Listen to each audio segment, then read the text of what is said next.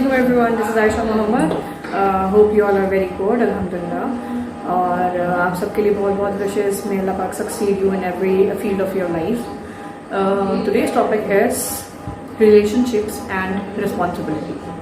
Goals तो देखिए हम सब सेट करते रहते हैं, हमें पता होता है रिलेशनशिप में आपका क्या गोल होना चाहिए, आपका पार्टनर आपसे खुश होना चाहिए. अच्छा, when we talk about relationships it is not only husband wife का रिलेशनशिप या इंगेज या निकाह fight. This is not only about that, this is about all the different genres of relations. माँ बेटे का या माँ का और औलाद का, पेरेंट्स का आपस में रिलेशनशिप, उनका बच्चों के साथ रिलेशनशिप, उनकी ड्यूटीज़ टुवर्ड्स देयर चिल्ड्रेन, उनकी ड्यूटीज़ टुवर्ड्स देयर पेरेंट्स, उनकी duties towards their partners, you know. So a very common issue that has been looked out these days is we are having troubles in relationships, especially हमें partners के relationships में, यानी husband wife में, या हमें engaged उसमें partners में, या हमें निकाह फाइट partners में बहुत सारे issues देखने को मिलते हैं. अच्छा, और वो जो इश्यूज होते हैं वो हमारे लिए टैबू हैं. हम डिफरेंट सोशल सर्कल्स में उन चीज़ों को खुल के डिस्कस नहीं करते. डिस्कस कर लेते हैं तो हमें अच्छे से पॉजिटिव फीडबैक्स नहीं मिलते. अगर ऐसा भी हो जाता है कि हमें फीडबैक नहीं मिल जाता है तो हम उसे अपनी लाइफ में इम्प्लीमेंट नहीं कर पाते. The biggest problem that we all are facing these days is tolerance. हम लोगों में टॉलरेंस बिल्कुल ख़त्म हो चुका है, बिल्कुल.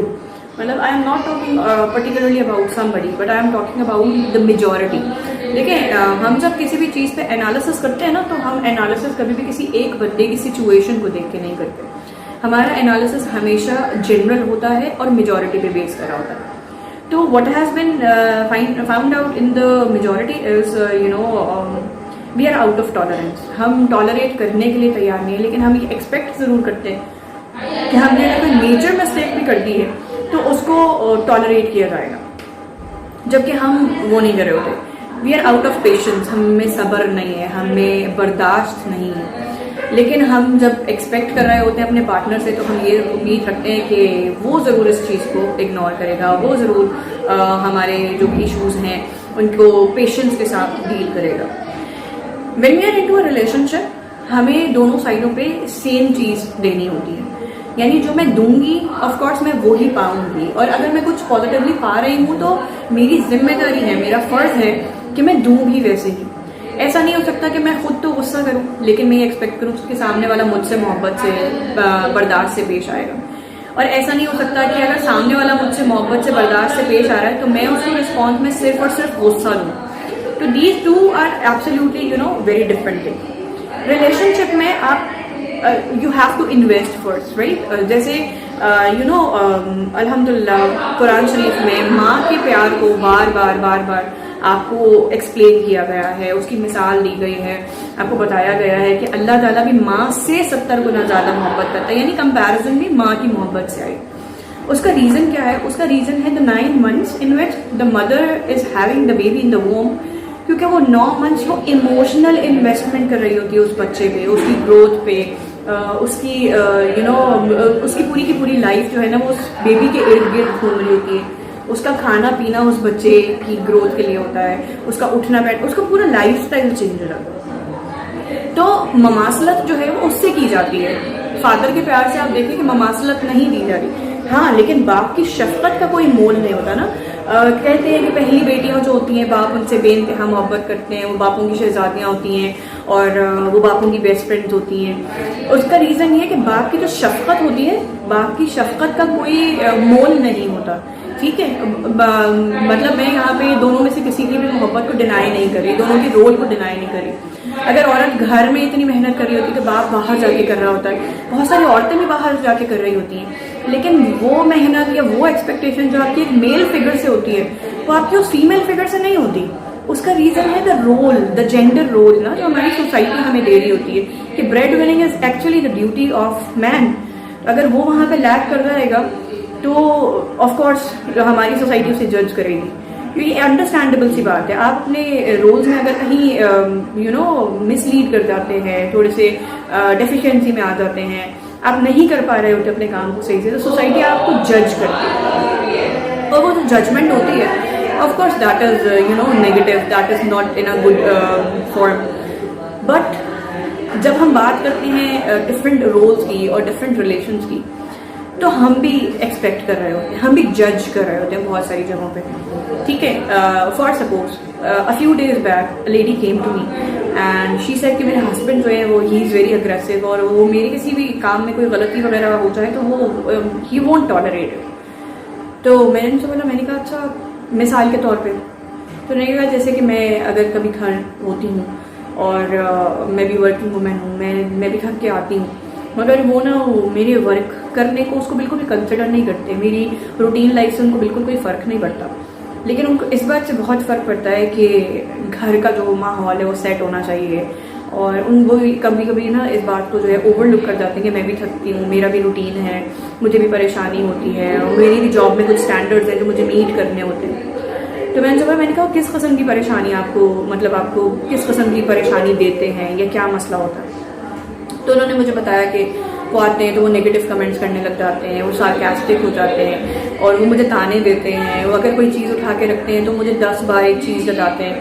मैं भी तो अर्न करती हूँ, मैं भी तो ब्रेड विनिंग में उनको हेल्प कर रही हूँ, बच्चों की परवरिश करने में, और बच्चों की परवरिश भी पूरी मेरी जिम्मेदारी है, उनको एग्जाम्स के लिए तैयार करना मेरी जिम्मेदारी है, उनका लाना ले जाना भी मेरी जिम्मेदारी होती है अक्सर, क्योंकि वो मैं जहाँ काम करती हूँ वो उसके नज़दीक रहते हैं। तो ये सारी रिस्पॉन्सिबिलिटीज़ भी वो नहीं उठाते, जबकि आमतौर पे पेरेंट्स उठा रहे होते हैं, लेकिन वो मुझसे तो औरत वाली सारी चीज़ें एक्सपेक्ट करते हैं। हाँ जी, इशू बहुत वैलिड है और मानने वाली बात है कि वाकई उन्हें टॉलरेंस शो करनी चाहिए, उनको आप एक्सेप्ट करना चाहिए इस फैक्ट को कि अगर आप उनकी रिस्पॉन्सिबिलिटीज़ शेयर कर रही हैं तो उनको भी थोड़ी बहुत आपकी रिस्पॉन्सिबिलिटीज़ शेयर करनी चाहिए।